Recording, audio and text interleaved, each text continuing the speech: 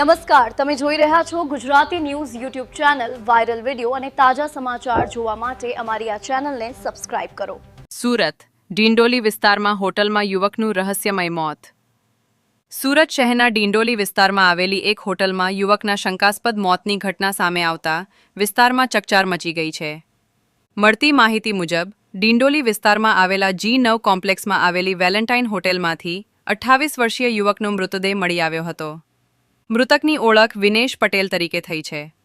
પ્રેમિકા સાથે હોટલમાં ગયો હતો યુવક. પોલીસ સૂત્રો મુજબ વિનેશ પટેલ પોતાની પ્રેમિકા સાથે હોટલમાં ગયો હતો. બંને વચ્ચે લગભગ છેલ્લા 3 વર્ષથી પ્રેમ સંબંધ હતો. જો કે પરિવાર તરફથી આ સંબંધ અને લગ્ન માટે મંજૂરી ન મળતા બંને માનસિક તણાવમાં હોવાનું પણ પ્રાથમિક રીતે સામે આવ્યું છે. અચાનક મોઢામાંથી ફીણ નીકળતા ઢળી પડ્યો. હોટલની રૂમમાં રહેલી વખતે અચાનક વિનેશ પટેલના મોઢામાંથી ફીણ નીકળવા લાગ્યું અને થોડા જ પળોમાં તે બેભાન થઈને ઢળી પડ્યો હતો. આ ઘટના જોતા તેની પ્રેમિકા ગભરાઈ ગઈ અને બૂમાબૂમ કરવા લાગી. પ્રેમિકાએ મૃતકના ભાઈને કર્યો ફોન. ઘટનાની ગંભીરતા સમજતા યુવતીએ તરત જ મૃતકના ભાઈને ફોન કરીને ઘટનાની કરી હતી. ત્યારબાદ પરિવારજનો તેમજ હોટલ સંચાલકો ત્યાં પહોંચી ગયા હતા. પોલીસને જાણ થતાં તપાસ શરૂ.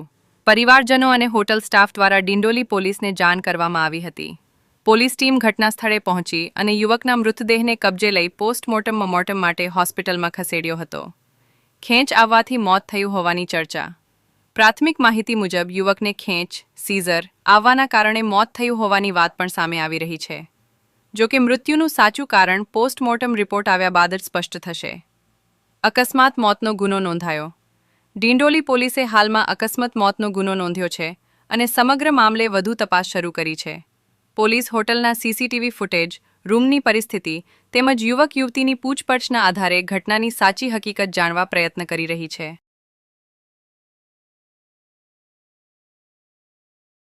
આ ન્યૂઝના રિપોર્ટર છે Arvind Rathod. Gujarati news YouTube channel Surat. ગુજરાતથી તમને મહત્વના સમાચાર મળતા રહેશે, માટે જોતા રહો ગુજરાતી ન્યૂઝ. ધન્યવાદ.